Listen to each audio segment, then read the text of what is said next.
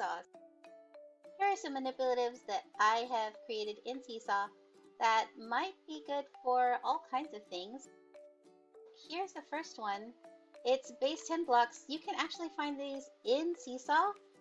All I've done here is from a blank SeeSaw page, I insert these rectangles and squares. I added the text and I went to this 3 dots button and I chose shapes. And going to the bottom, here you can see the base 10 blocks, and all I did was click them to insert them. And then in order to make them more, or make a lot of them, you can just Control D, and that is Control Duplicate, so it makes a lot more of them. And then I just stack them on top of each other and put them off to the side for kids to use. The next manipulative that I made was actually, I've been looking for a way to randomize numbers in SeeSaw. Unfortunately, there are no dice, there's no way to do that inside SeeSaw, but I recently saw a friend use the scratch off sight words where kids scratch off the word and read it. Well, I thought that's a great way to randomize numbers, so all I've done is make a grid and I put 9 numbers in it, and the kids can use their the erase tool to scratch off any square they want, and that's one way of randomizing numbers. So I thought to use this for multiplication. I'll probably use that next week during my multiplication lessons, and using this easy way to create random numbers. I might create several different grids with numbers in different places so that they don't choose the same ones over and over. So another thing that I have used in the past is I've put letter tiles into a Google slide before, but I thought, how can I use that in SeeSaw?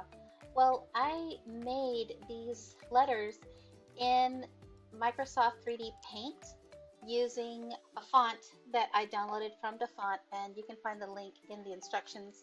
All I did was click this camera button and then click upload, and that takes me to my pictures folder on my hard drive, and then I put all of the letters into one folder, and then I just selected them and insert them. So I'll do the X, for example, and then inserts it, and then I resized it, and then I placed them in a row. I put a little note down here. I wouldn't give them the whole alphabet. I would only give them the letters that they need to complete the assignment. So we don't just have kids create random words from letters. We have them focus on a certain skill. So I would only give them the letters that they needed for that skill. Another thing that I might do is put kind of some lines off to the side where they can type out the words that they've created. I just didn't think to do that while I was making this, but it seems like that would be a good way to record it. So they could move these letters around to make words. So there you go. Okay, moving on. Here's an easy 10 frames. I made this 10 frame in Microsoft Word, and I snipped it with my handy dandy snipping tool that's on Microsoft.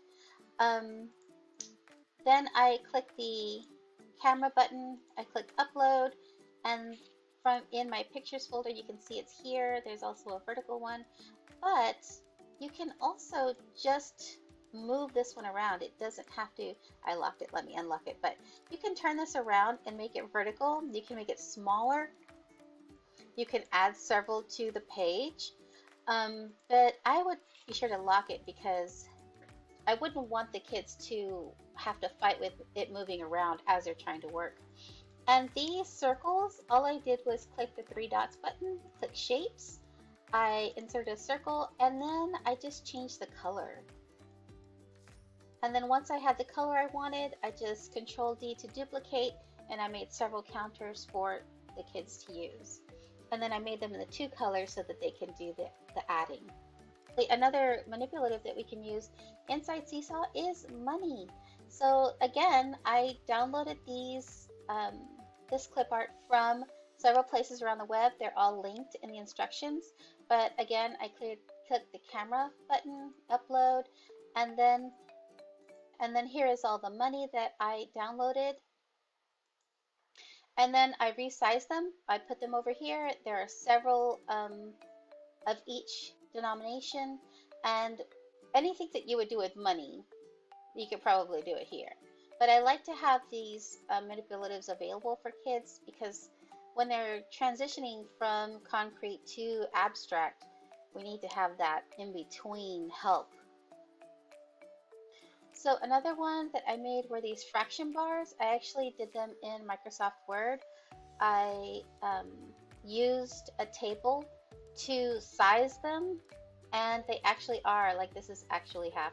But once I uploaded them to SeeSaw, I had to, I'll show you. So when you upload these, they don't come in the right sizes. So if you can see here, these are all different sizes. So I'll just do this one again.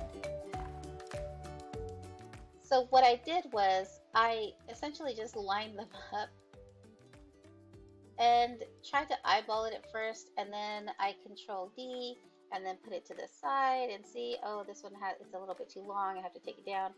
So I sized them that way, and then I always want to have like a little workspace so that students aren't confusing the manipulatives with where their answer should be. Another manipulative that is available inside SeeSaw are these pattern blocks. And I use these pattern blocks a lot when I'm doing fractions. So that's what I was thinking about. I made these rectangles inside SeeSaw. I added the words, and then I locked everything down, and then I added shapes, and then go down to the bottom, and you can see here that there are these pattern blocks. So there's a lot of stuff in here. You should definitely play around with it. And if you come up with something awesome, let me know. I'm always excited to hear about new ways to use SeeSaw. Bye for now.